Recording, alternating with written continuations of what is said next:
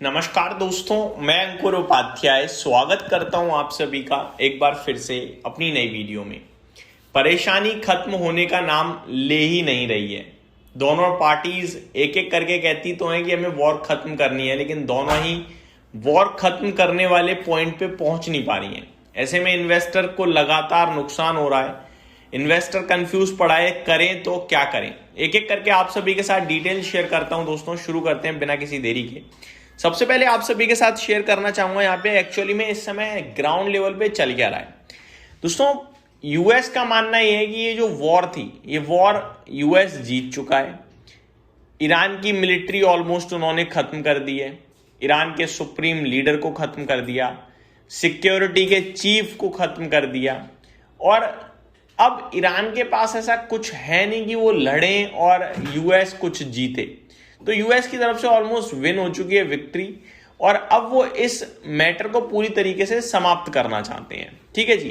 वहीं ईरान की माने तो ईरान के हाथ में पावर है स्ट्रेट ऑफ हॉर्मोज की। स्ट्रेट ऑफ हॉर्मोज ईरान ने पूरी तरीके से कब्जे में ले रखा है अपने, और वहां से वो जब चाहे तब किसी की शिप जाने देगा और किसी की शिप नहीं जाने देगा। करंट सिचुएशन में इंडियन ऑफिशियल्स ने तो ईरान के साथ बातचीत कर ली है और वहां पे शिप्स निकल पा रही हैं, पहुंच रही हैं इंडिया, लेकिन उतना कंफर्टेबली या उतना इजीली नहीं आ पा रही हैं। अभी उतना ज्यादा व्यापार नहीं चल रहा है इंडिया का।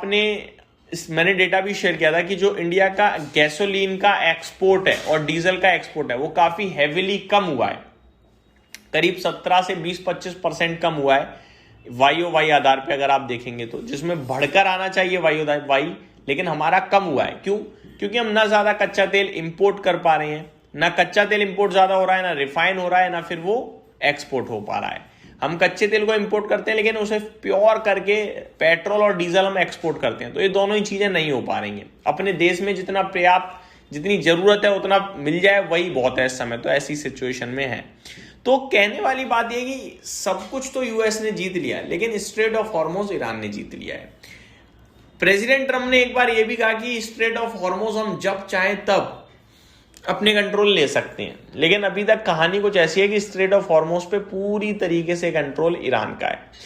इन सब की वजह से क्या हो रहा है, कच्चे तेल के प्राइस स्पाइक कर रहे हैं। कच्चा तेल का भाव हो गया है $112 प्रति बैरल, और ये एक ऐसी समस्या है जो पूरी दुनिया झेल रही है। पूरी दुनिया के इन्फ्लेशन को ये हिलाकर रख देगा। पूरी दुनिया में इन्फ्लेशन आने के चांसेस बढ़ जाएंगे, क्योंकि कच्चा तेल क्या है, एक ऐसा रॉ मटेरियल है जो मैक्सिमम प्रोडक्ट्स में चला जाता है। वो पूरी इकोनॉमी हिला देता है, पूरी कंट्री की इकोनॉमी हिला देता है। तो अब कच्चा तेल जो $65 प्रति बैरल था, वो अगर $113 प्रति बैरल या $112 प्रति बैरल मिलेगा तो फिर दिक्कत तो है ही भाई। ऑलमोस्ट डबल हो गया, महंगा डबल हो गया है ना। तो ये एक चिंता का विषय है पूरे देश के लिए, पूरे शेयर बाजार के लिए। अब इसका समाधान नहीं दिखता दोस्तों। मार्केट इतना कंफ्यूजन पसंद नहीं करता। मार्केट को सब पसंद है लेकिन अनिश्चितताएं पसंद नहीं है।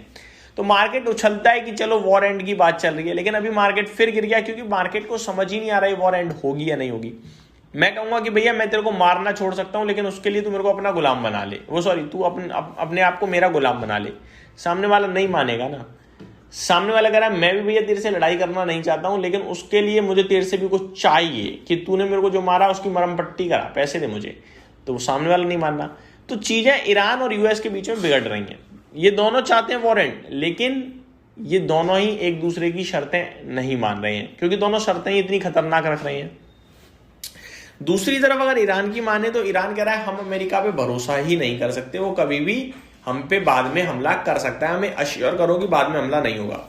और यूएस कह रहा है कि ईरान की न्यूक्लियर फैसिलिटी भी हमने तबाह कर दी, अब ईरान बाद में आगे कभी हमला नहीं कर सकता है। लेकिन मामला ना सॉल्व नहीं हो रहा। बातचीत हो रही है, सब हो रहा है, लेकिन मामला सॉल्व नहीं हो रहा। इसीलिए आपको जो करना है वो टाइम टेकन है। आप सोचो कि मैं खरीद लूं, मैटर सॉल्व हो जाए, बाजार बढ़ जाए, नहीं बढ़ेगा। क्योंकि बाजार बढ़ने के लिए मैटर सॉल्व के साथ साथ कच्चे तेल की अवेलेबिलिटी और प्राइस ड्रॉप, ये दो चीज चाहिए। मामला सॉल्व होते ही प्राइस ड्रॉप आने के चांसेस हैं, लेकिन अवेलेबिलिटी पे सवाल उठेंगे। और जब अवेलेबिलिटी पे सवाल उठेंगे तो प्रीवियस इतिहास कहता है डिमांड सप्लाई अगर मिसमैच है तो या तो ऊपर या नीचे। और इस समय सप्लाई थोड़ी सी रुकी है, काफी हैवीली कंट्रीज ने अपने प्रोडक्शन को कट किया है। तो जब सप्लाई रुकी है तो डिमांड तो उतनी है, और इसको देखने का, और प्लस क्या है कि कंट्रीज के रिजर्व्स भी यूज होने लगे हैं, तो पहले रिजर्व्स भरेंगे तो फिर वो सप्लाई थोड़ी और बढ़ाएंगी, मुझे लगता है, सॉरी डिमांड थोड़ी और बढ़ सकती है, जिसकी वजह से कच्चे तेल के प्राइस इतनी जल्दी नीचे नहीं आने वाले हैं। अभी अगर सिचुएशन देखें तो ज्यादातर चीजें अच्छी भी हो जाए ना, तो भी ऐसा लगता है कच्चा तेल $85-90 के नीचे बहुत मुश्किल है कि पहुंचेगा। कहने वाली बात यह है दोस्तों कि आपको यहां से 1.5 साल मिनिमम व्यू रखना पड़ेगा अगर आप लॉन्ग जाना चाहते हो। तो शॉर्ट जाना चाहते हो तो कुछ नहीं मिलने वाला आपको, 2 महीने 3 महीने की खुशी मिल सकती है, इसके अलावा कुछ नहीं है। आपको एक चीज बताना चाहूंगा कि बाजार में खराब समय और अच्छा भाव एक साथ आते हैं। खराब समय है लेकिन भाव अच्छा है, और अच्छा समय और अच्छा भाव कभी एक साथ नहीं आते। अच्छा समय होगा तो भाव ऊपर ही मिलेगा, महंगा ही मिलेगा। तो आपको डिसाइड करना है कि आप कहां पे एंट्री लेके कंफर्टेबल हो। तो ये मेरी तरफ से शॉर्ट सिंपल अपडेट थी कि भैया मान तो नहीं रही है कंट्रीज, बाजार नेगेटिव है, लेकिन ये सारी चीजें आपको पता है, ये आज नहीं तो कल सॉल्व होंगी, बट कब होंगी ये नहीं पता है, और सॉल्व होने से पहले चीजें कितनी बिगड़ेंगी ये भी नहीं पता है।